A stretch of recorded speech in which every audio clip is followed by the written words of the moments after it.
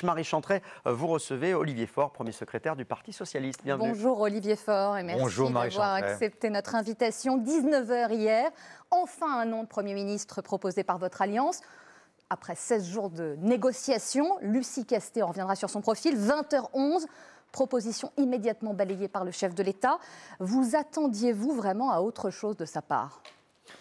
Je ne sais pas si on s'attendait à autre chose. Ce que je vois, c'est qu'on a un président de la République qui vit dans un monde parallèle. Le réel lui a échappé. Il ne s'est pas rendu compte qu'après 3 échéances, dont 2 qu'il avait lui-même provoquées, il est un président archi-minoritaire, un président qui est en réalité aujourd'hui disqualifié par les Français eux-mêmes et qu'il n'a plus la possibilité de faire comme s'il était Jupiter. Il est aujourd'hui un président qui devrait au contraire entendre ce que lui ont dit les Français. Et les Français lui ont dit qu'il était temps de changer de cap. Il se dit, il s'écrit que Lucie Castet, au profil plutôt inconnu, qui travaille notamment à la mairie de Paris, qui s'occupe des finances, c'est votre idée. Est-ce que c'est exact ? C'est moi qui l'ai proposé, mais c'est une idée qui est une idée collective. Et si elle a séduit, c'est parce que son parcours, ses convictions, sa sincérité ont aussi marqué l'ensemble de celles et ceux qui négociaient. Et moi, je trouve qu'elle est l'expression de cette société française qui se mobilise pour remettre le monde à l'endroit. Le remettre du côté des besoins des Français et non pas du côté du maintien des privilèges de quelques-uns. Et c'est ce qui fait toute la différence. Elle est de ces femmes, de ces hommes qui se sont engagés dans la vie citoyenne, militante. Le fait qu'elle soit inconnue complètement du grand public n'est pas un handicap, selon vous ? Mais écoutez, elle était inconnue, elle va le devenir un peu moins chaque jour, et vous verrez que quand elle sera à Matignon, elle fera aussi bien le travail que d'autres avant elle, et même mieux, parce que c'est ce qu'il faut espérer. Ça n'en prend vraiment pas le chemin. Elle redit ce matin, chez nos confrères de France Inter, je demande au président de prendre ses responsabilités et me nommer.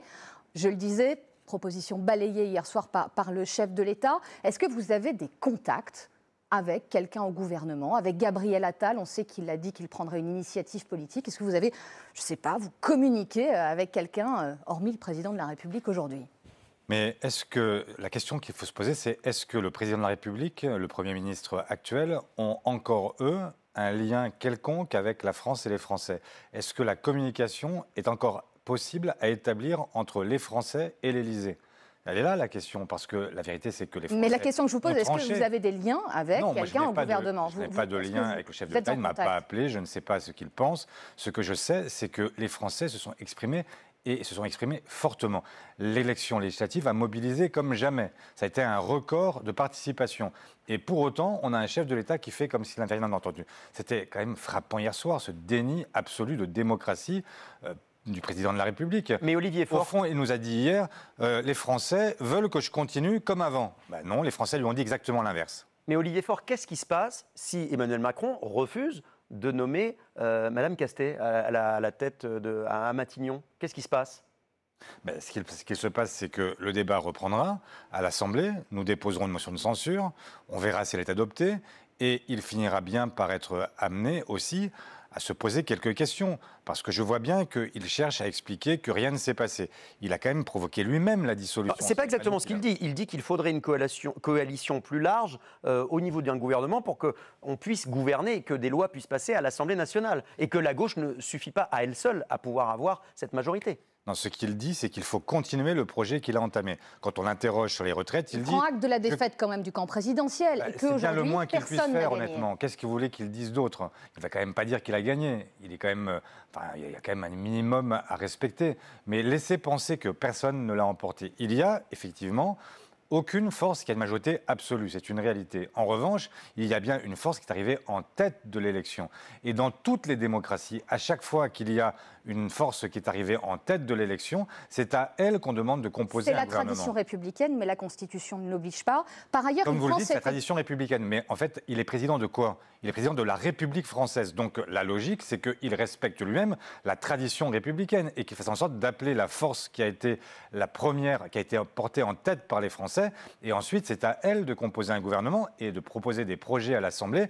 Et on voit ensuite cette force-là à une majorité. Lucie Castet à Matignon, vous avez votre gouvernement en tête d'ores et déjà? Ça, vous avez aussi le moyen de le proposer rapidement? Mais comme vous le savez, si demain Lucie Castet est nommée à Matignon, elle fera une proposition au président de la République qui devra ensuite l'accepter et il y aura ensuite un gouvernement qui viendra devant l'Assemblée et qui présentera ses projets. Encore une fois, ça n'en prend pas le chemin, Olivier Faure. Juste, le président dit que vous n'avez pas de majorité. Prenons l'exemple notamment le fait que André Chassaigne, votre candidat au perchoir, a échoué jeudi dernier. Est-ce que c'est un bon exemple? Le fait aussi que très probablement un gouvernement de gauche tomberait avec une motion de censure. Vous répondez quoi à cela? Mais c'est un mauvais exemple.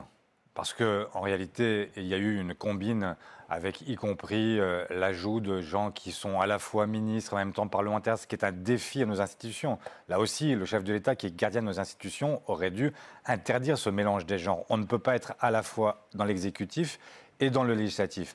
Passons. Donc là, on est dans la trêve et on attend. Vous l'entendez? De toute façon, c'est difficile de faire autrement. Donc là, il y a les Jeux Olympiques et il y a une forme d'évidence au fait qu'il faut qu'il y ait un gouvernement pendant les Jeux Olympiques. Simplement, on ne peut pas non plus traîner éternellement. Et il faut que le chef de l'État se rende à l'évidence et qu'il permette aux Françaises et aux Français d'avoir un gouvernement qui correspond aux souhaits qu'ils ont émis. Et ensuite, on voit. Et moi, ce que je crois, c'est que les projets que nous portons, je ne parle pas simplement d'histoire, de coalition, etc. Je parle de projets. Les projets que nous portons, ils sont majoritaires dans l'opinion, pris isolément les uns des autres, un par un.